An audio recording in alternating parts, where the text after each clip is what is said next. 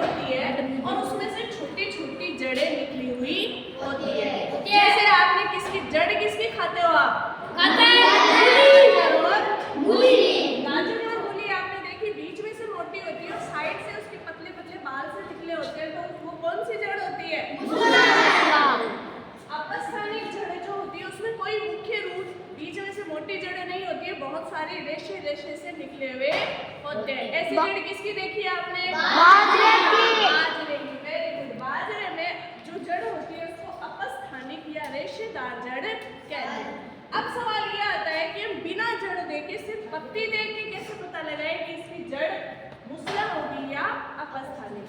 तो देखो, पत्तियां जो होती है, जैसे आपने पीपल की पत्ती देखी, इस तरीके से होती है, इस तरीके से शिरा विन्यास होता है उसके अंदर, देखा ना? इस शिरा विन्यास को हम कहते हैं जालिका रूपी विन्यास। जालिका रूपी विन्यास, क्योंकि इसमें देखा ना हमने, शिराओं का जाल सा बना रहता है, फिर ऐसे छोटी छोटी और चली रहती है, उसके अंदर पूरा जाल सा होता है।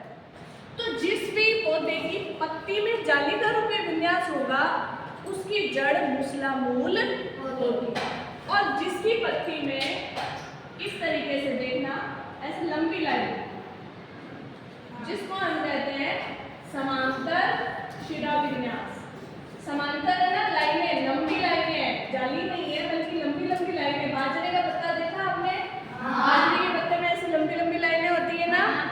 तो जिस पत्ते में, जिस भी पत्ते में आपको लगे लंबी लाइनें हैं, समांतर शिरा विन्यास है, इसका मतलब उसकी जड़ कौन सी होगी? अपस्थानिक। और जिसकी भी जालिका रूपी विन्यास होगा तो उसकी जड़ होगी मुसला। यानी आप किसी भी पत्ती को देखकर भी ये पता लगा सकते हो कि उसकी जड़ कौन से प्रकार की है।